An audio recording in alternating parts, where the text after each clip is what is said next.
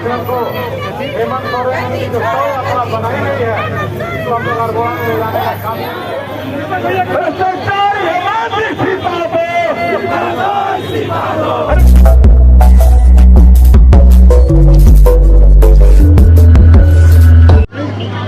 नहीं करना है, यहीं दे दीजिए।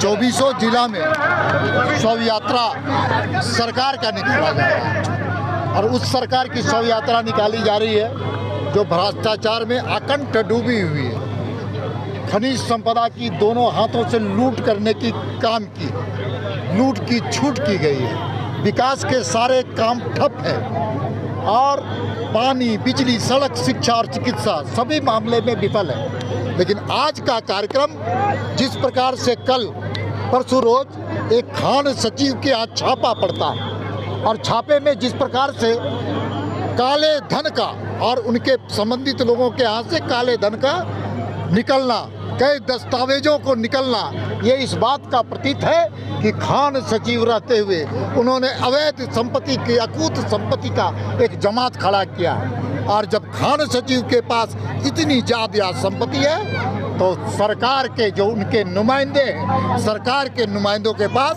संपत्ति का बहुत बड़ा अंबार होगा।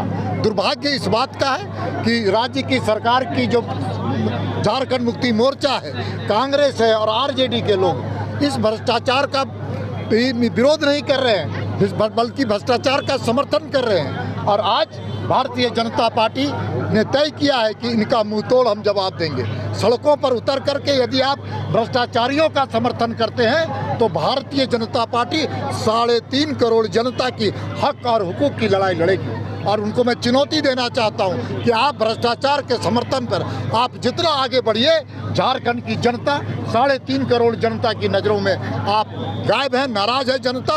इस विषय को आपको गंभीरता से सोचना चाहिए। इसलिए सारे प्रकरण की जांच सीबीआई से करानी चाहिए। इनमें अगर हिम्मत है, नैतिकता है और झारखंड की जनता के प्रति इनके मन में दर्द है, संवेदनशील है, तो सारे प्रकरण को सीबीआई से जांच कराना चाहिए और अविलंब अपने कुर्सी से नैतिकता के आधार पर इस्तीफा देना चाहिए। दीपक जी, आप पे आरोप लग रहा है कि आप लोग नैरेटिव सेट कर रहे हैं, जबकि ये मामला मनरेगा से जुड़ा हुआ है। आप बोल रहे हैं कि नहीं, खान सचिव के दौरान रहते हुए इस तरीके का घोटाला हुआ। अब नैरेटिव कौन किसका सेट कर रहा है पता नहीं, लेकिन झारखंड की 3.5 करोड़ जनता है कि मुख्यमंत्री जी ने अपने हाथों से, अपने कलमों से लीज लेने का काम किया।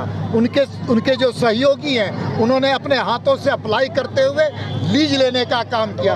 उनकी पत्नी ने एक ज़मीन का आवंटन किया इंडस्ट्रियल एरिया में, उनकी साली ने ज़मीन का आवंटन किया है और उनके विधायक प्रतिनिधि ने लीज लेने का काम किया और उसका पता सरकारी पता जो एसडीओ का देने का काम किया।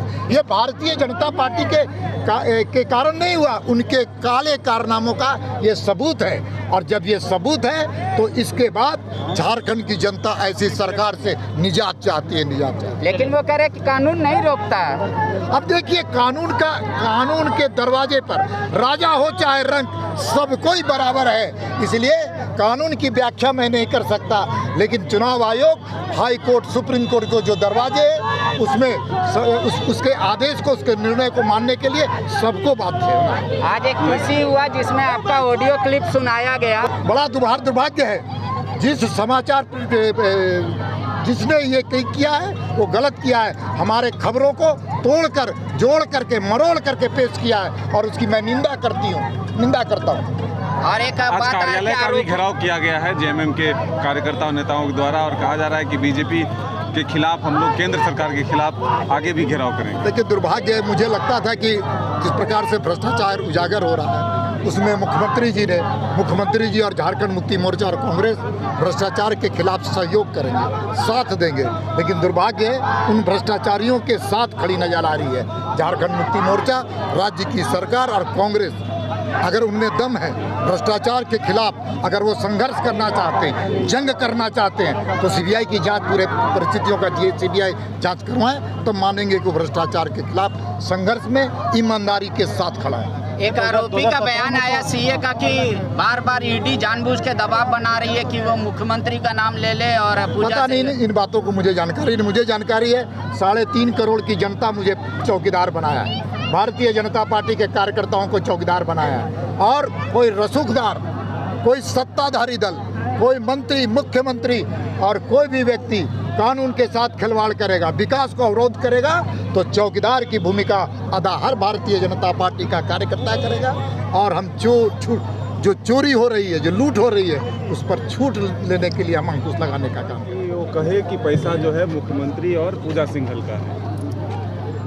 देखिए, एक बात मैं बता रहा हूँ, जेएमएम क्या करती है, कांग्रेस क्या करती है, राजद क्या करती है या अन्य विपक्षी दल क्या करते हैं, मैं उस पर नहीं जाता। नहीं, आरोप है आप पर। नहीं, यह आरोप तो हम लोग सहन करने के लिए पैदा ही लिया है। भारतीय जनता पार्टी आरोप सहन करने के लिए ही पैदा लिया।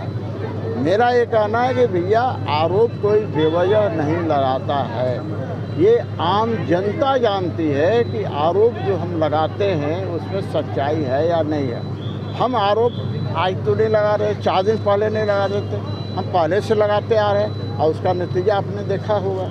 और ये तो एक क्या फिल्म में क्या बोलते हैं, ट्रेलर है।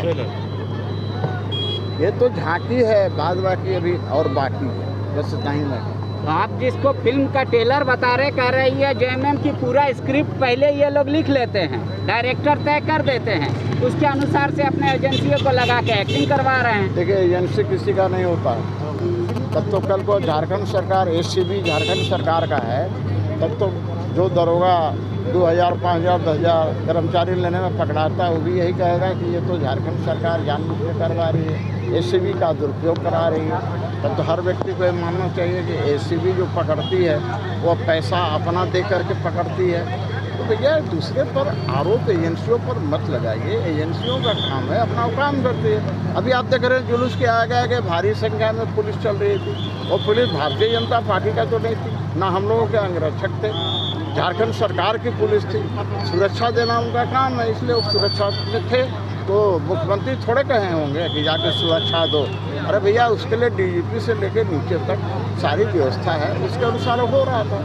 वो कह रहे माइंस लेना या जमीन लेना कोई कानूनता बाधा नहीं है कि मुख्यमंत्री ऐसा नहीं कर सकते। और जब बीजेपी इसकी शिकायत कर चुकी है तो उसको वेट करना चाहिए। डेली प्रेस कॉन्फ्रेंस क्यों कर रहे हैं? भाई, उनकी नज़र में गुनाह नहीं है, हमारी नज़र में गुनाह है। आप और ले लीजिए ना। मेरा कहना है 80 डिसमिल क्यों लिए भाई? 80 एकड़ ले लीजिए, और ले लीजिए, और लोग बाकी हैं उनके नाम पर भी ले लीजिए। आपकी नज़र में गुनाह नहीं है तो ले लीजिए, हमारी नज़र में गुनाह है तो हम आवाज़ तो उठेबे करेंगे। लेकिन वो करे कानून की नज़र में गुनाह। अरे भैया, कानून की नज़र में गुनाह है या नहीं है, ये तो बात की बात है ना। आप इतना घबराहट में क्यों? घबराइए मत ना। तो घबराहट स्पष्ट दर्शाता है कि कहीं ना कहीं आप लग रहा है कि आप दलदल में फंसते जा रहे हैं, इसी की बात का गड़बड़ाहट है। एक और आरोप लगा है, आखिरी सवाल समझिएगा, कि कोई भी आदिवासी मुख्यमंत्री झारखंड में 5 साल का कार्यकाल नहीं पूरा कर पाया। क्यों? क्योंकि दिक्कू लोग, बाहरी लोग नहीं चाहते कि कोई आदिवासी 5 साल राज करे या पूरा सरकार अच्छा से चलाए।